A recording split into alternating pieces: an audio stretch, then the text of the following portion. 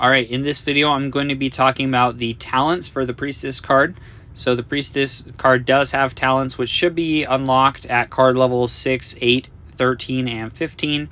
But how the talents work is this first tier we have the Gift of the Heavens or Holy Water. So the Gift of the Heavens, 45% chance of creating 2 special tiles on the field. What these special tiles do, which will be denoted by they kind of get a little bluish border and a little mana potion in the middle that will fade in and out, especially if sometimes tiles can have like multiple effects. So you got to watch for that a little. But anytime you merge a unit within that tile, whether it's a Priestess or not, you'll get 150 mana. You can't spam it, so just keep that in mind. It's not like you can just try and spam this ability and just try and generate a ton of mana really quick. Over to the Holy Water. One merging priestesses throw a bottle of Holy Water at a monster on the battlefield. The bottle leaves a puddle, does damage, which will increase by the merge rank. So if we're like a circle merge or this triangle merge, diamond, whatever, the higher merge level you have, the more the Holy Water will deal. And then it also reduces monsters' armor by 30%. But really the difference between these and what you kind of need to consider is by using the Holy Water aspect, or this Holy Water talent, it kind of turns your Priestess into kind of a debuff unit, just because it does give only one merging, but when you merge Priestesses, it does some temporary debuff. So if you don't have a lot of debuff units in your deck, or you just want more of that effect, trying to help your damage units deal more damage, this can be a great way to do it by using that Holy Water talent.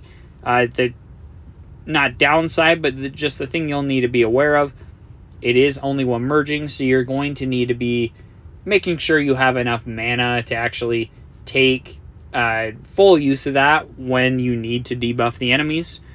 In general, this Gift of the Heavens just kind of really emphasizes and keeps focusing on generating more mana. It is a 45 chance the ability occurs, but 45 chance is pretty high, so odds are you'll definitely encounter it a few times within the game. So on to the second tier, we have the Prayer for 2. Death or merging of a Priestess has a 20% chance to give mana twice, so just really helping you generate a lot of mana. And so merging, obviously, when you merge the two units together, and then the Death of a Priestess. So say a boss comes in that throws down asteroids, blows up your Priestess, that counts as a death.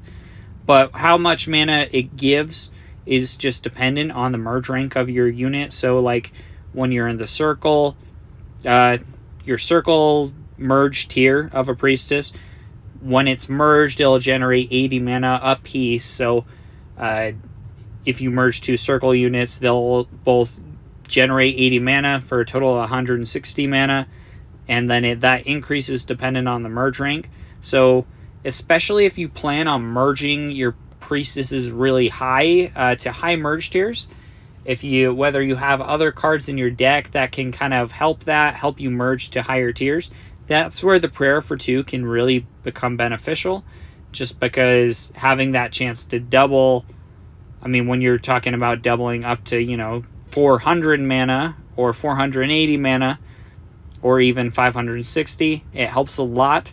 But if at these base levels, a 20% chance to double 80, that's pretty good, but it's not just super game breaking or anything.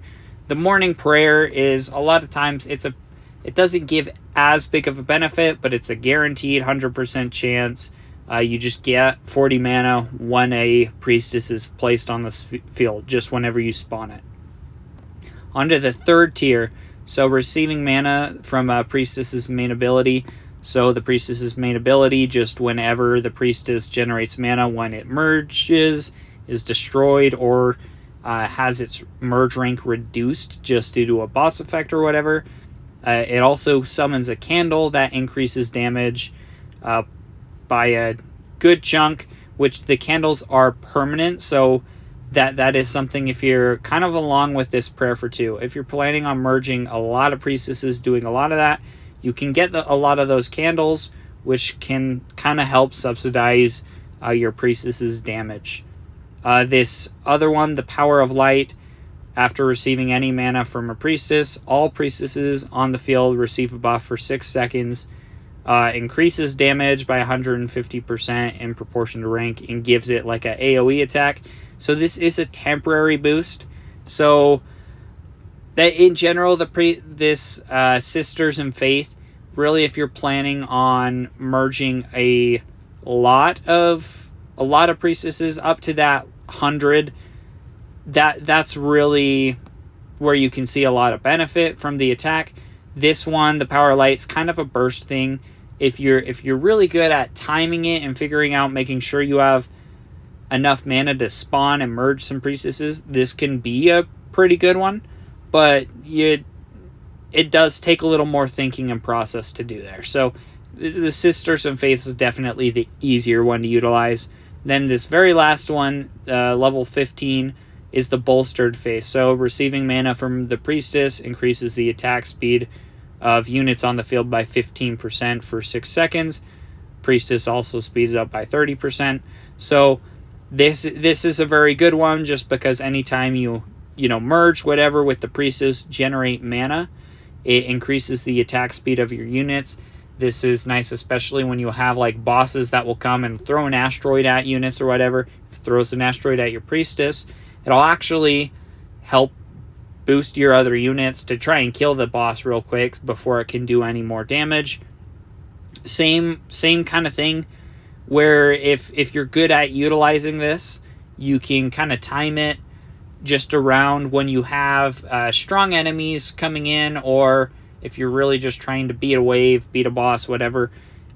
You can try and manipulate this as long as you have a good amount of mana, and that way you can just make sure you have boost when you need to.